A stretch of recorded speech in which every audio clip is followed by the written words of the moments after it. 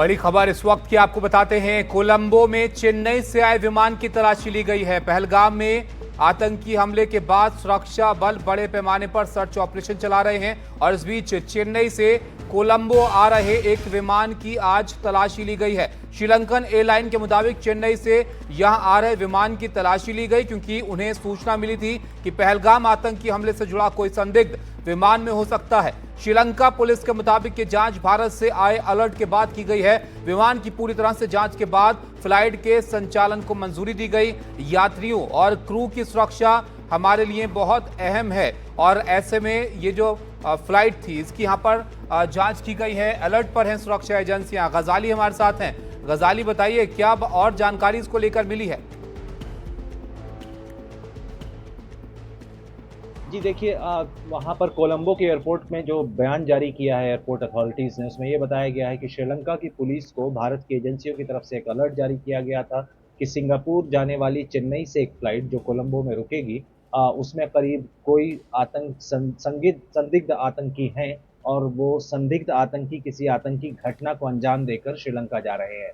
उसके बाद उसमें संख्या नहीं बताई गई है। हालाँकि पुलिस की तरफ से कहा गया कि भारतीय एजेंसियों की तरफ से करीब 6 संदिग्धों की पुष्टि की गई थी। लेकिन वहाँ पर उस फ्लाइट को जब वहाँ लैंड होती है चेन्नई से कोलंबो के एयरपोर्ट पर जो है उस फ्लाइट की तलाशी ली जाती है और बाद में उस फ्लाइट में ऐसा कोई संदिग्ध मिलता नहीं है, जिसके बाद फ्लाइट को क्लियर करके उसे सिंगापुर जाने की अनुमति दे दी जाती है।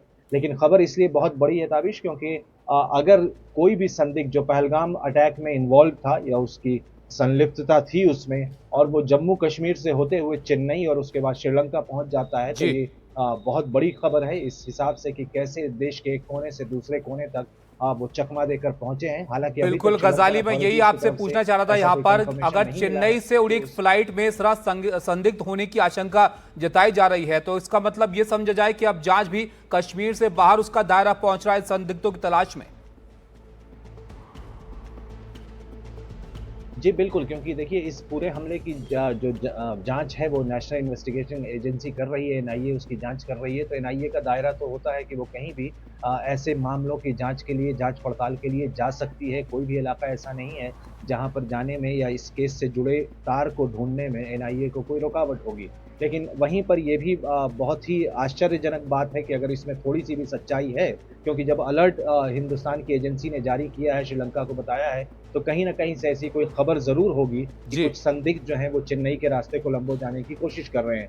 ये भी जानने में दिलचस्प होगा कि पिछले 1 हफ्ते में श्रीलंका के कोलंबो के अलावा अलग-अलग जगहों पर पाकिस्तान द्वारा जो पहलगाम का हमला करवाया गया था, उसको लेकर बहुत मज़म्मत की गई। वहाँ पर भी विरोध प्रदर्शन बड़े स्तर पर किया गया, पाकिस्तान हाई कमीशन के बाहर भी और दीगर इलाकों में भी। तो ऐसे में अब देखना होगा कि क्या पहलगाम अटैक के जो तार हैं वो श्रीलंका तक जुड़ते हैं या नहीं, या चेन्नई से जुड़ते हैं या नहीं, इस पे और पुष्टि अभी आनी बाकी है।